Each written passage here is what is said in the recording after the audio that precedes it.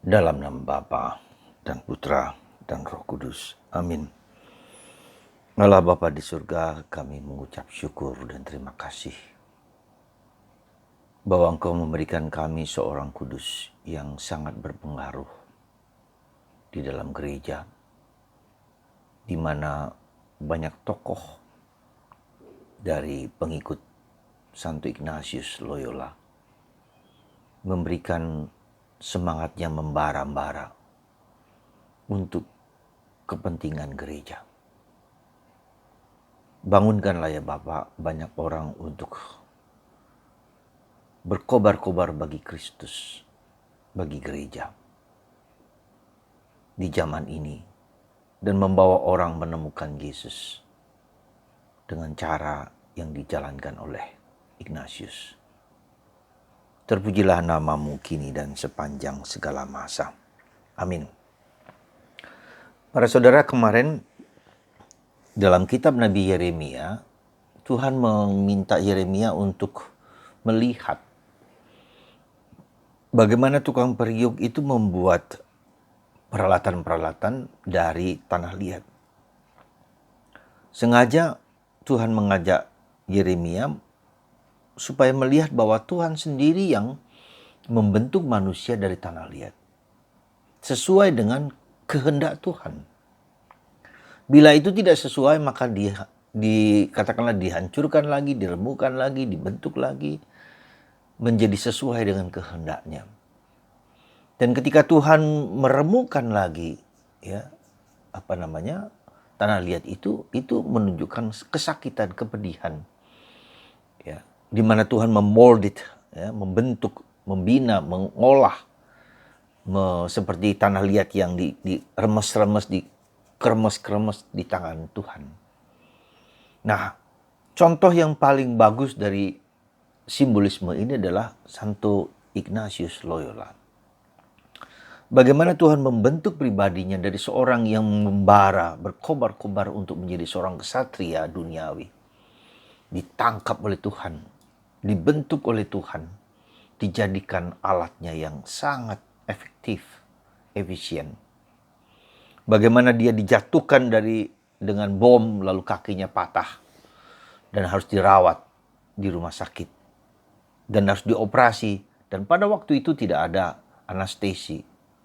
Begitu kurang lebih, kalau nggak salah ada 4 kali bagaimana kakinya harus dioperasi tanpa sekali lagi zat pembius, dan dia bertahan, dan dia sendiri minta supaya kakinya dioperasi lagi karena tidak sesuai dengan kehendaknya, karena harus tertatih-tatih.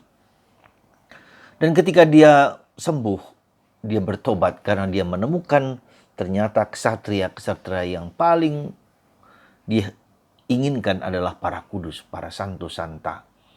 Buku yang diberikan oleh kakaknya kepadanya ketika dia harus mendekam di rumah sakit.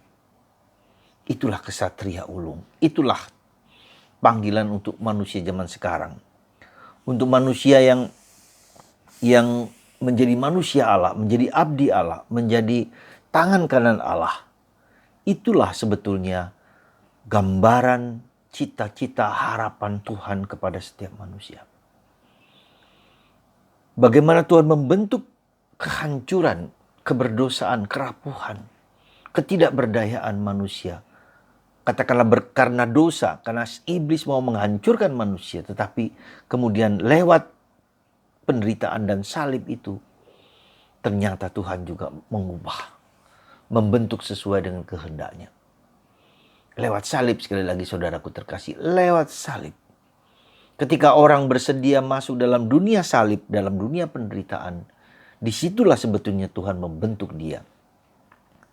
Dalam bacaan pertama hari ini juga kita bisa melihat bagaimana Yeremia dengan penuh gagah berani mengecam orang Yahudi, orang Israel yang telah lupa kepada Yahweh, telah lupa kepada perjanjian. Dan ketika Yeremia mengatakan kebenaran, mengatakan kejujuran, dia harus dipenjarakan, dikerubuti, dikeroyok oleh orang-orang zamannya untuk dimasukkan ke dalam penjara. Orang ini adalah orang yang berbahaya bagi kami. Engkau harus mati Demikian kata-kata yang diungkapkan oleh orang-orang yang yang tidak setuju dengan sabda kata-kata Yeremia. Saudaraku yang terkasih dalam Kristus, demikian pula Yesus ditolak di tempat asalnya di Nazaret. Orang-orang mengira bahwa Yesus seperti orang-orang yang mereka tahu. Maria, saudara Yoses, ya, Simon, Yusuf, Yudas, saudara-saudara seperti mereka sendiri. Tapi ternyata Yesus lebih daripada itu. Dari mana dia mendapatkan kebijaksanaan? Dari mana ia mendapatkan kuasa? Dari mana ia mendapatkan power? Dari manakah ia mendapatkan otoritas yang lebih daripada yang mereka duga? Mereka melihat hanya sisi lahiriah, tidak melihat apa yang ada di dalam batin Yesus. Saudara, perjalanan hidup kita, kalau Anda suka, kalau Anda mau, adalah menjadi anak Yesus, anak Allah. Menjadi putra Allah, menjadi orang yang bersedia dibentuk oleh Tuhan. Menyerupai apa yang dikehendaki Tuhan, yaitu Yesus Kristus. Dia ditolak, ya, dia dihancurkan, dia diperlakukan sangat kejam. Padahal dia tidak pernah melakukan hal yang jahat di mata orang Yahudi. Sama seperti Yeremia juga ditolak. Anda, saudara, kita semua. Bagaimana caranya supaya Tuhan membentuk kita? Menurut saya ada prinsip yang sama dalam pembentukan kepribadian dan hidup kita untuk menjadi anak Allah, putra Allah. Yaitu merangkul penderitaan. Penderitaan apa?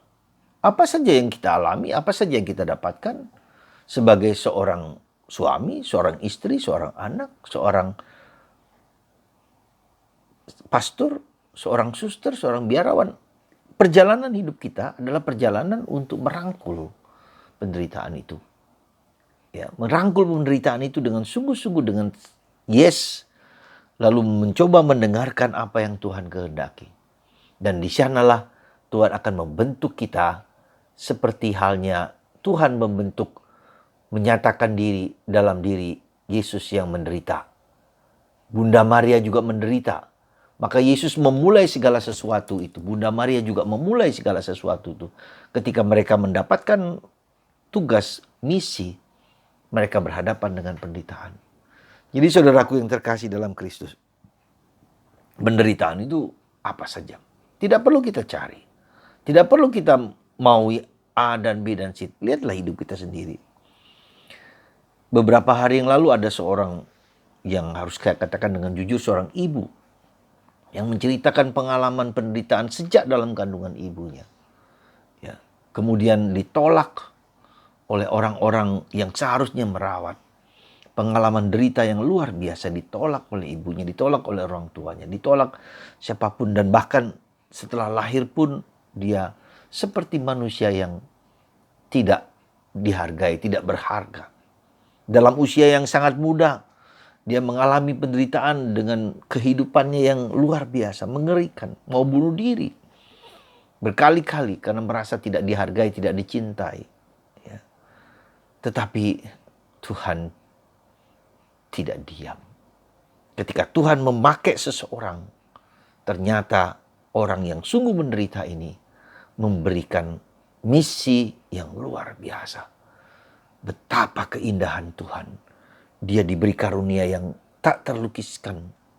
Menjadi seorang pelukis yang melukiskan tentang keindahan, kedamaian, ketentraman. Tentang wajah Yesus Sang Juru Selamat.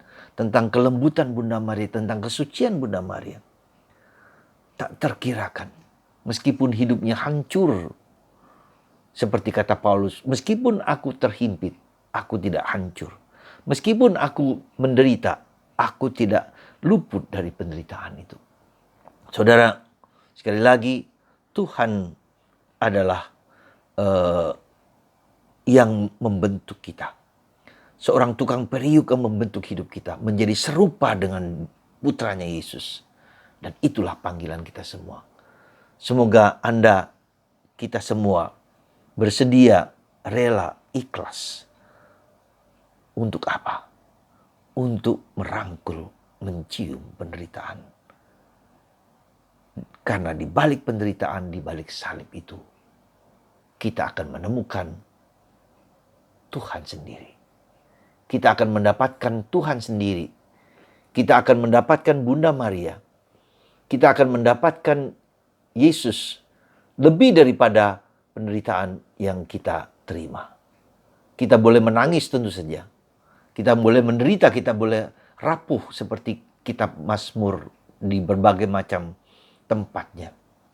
Tetapi disitulah, sekali lagi, semoga Anda, semoga kita semua belajar mengatakan seperti Beatus Titus Bransma, aku bahagia dalam derita. Meski kita harus menangis, tetapi tangisan itu adalah tangisan yang membawa rahmat, yaitu kita mendapatkan Tuhan sendiri. Bukan aku ya Tuhan, bukan aku, tapi Engkau. Engkau, Tuhan Yesus. Lebih daripada segala sesuatu yang kita dapatkan. Yesus Allah sendiri. Semoga penolakan-penolakan, penderitaan-penderitaan itu membawa kita untuk mengenal Sang Juru Selamat, Sang Penebus. Tentu saja kita harus sadar dengan penderitaan itu, kita juga tahu bahwa kita berdosa. Ya, kita berdosa, kita lemah, kita rapuh. Di dalam penderitaan itu kita tidak boleh menyalahkan orang lain. Tetapi justru kelemahan dan keberdosaanku itulah yang mau Tuhan bangkitkan, tumbuhkan, supaya Tuhan yang membentuk kita. Terima kasih. Semoga kita semua diberkati oleh Tuhan Yesus dan siap menderita bersama Kristus. Karena dengan cara demikian kerajaan Allah diwartakan. Dengan cara demikian, dengan cara salib ini, Roh Kudus diberikan kepada Anda dan saya. Terima kasih. Semoga pengalaman Yeremia, pengalaman Yesus, pengalaman banyak orang yang menderita, menjadi pengalaman hidup kita semua, siap menderita sebesar apapun demi Kristus, demi kerajaan Allah. Amin. Allah Bapa di surga, berkatilah anak-anak-Mu yang mendengarkan firman sabda-Mu untuk berani menderita demi Engkau. Bantu kami ya Tuhan, supaya kami tidak menangis, tidak cengeng, tetapi kami mau mempersembahkan seluruh diri kami hanya kepadamu. Meski kami jatuh dan jatuh, tapi kami tahu Engkau selalu mengangkat kami lagi seperti yang Engkau kehendaki bagi kami. Karena Engkau membentuk kami menjadi seperti putra-Mu Yesus yang menderita bagi kami. Berkat-Mu atas kami semua, supaya kami tabah dan kuat dalam nama Bapa dan Putra dan Roh Kudus. Amin.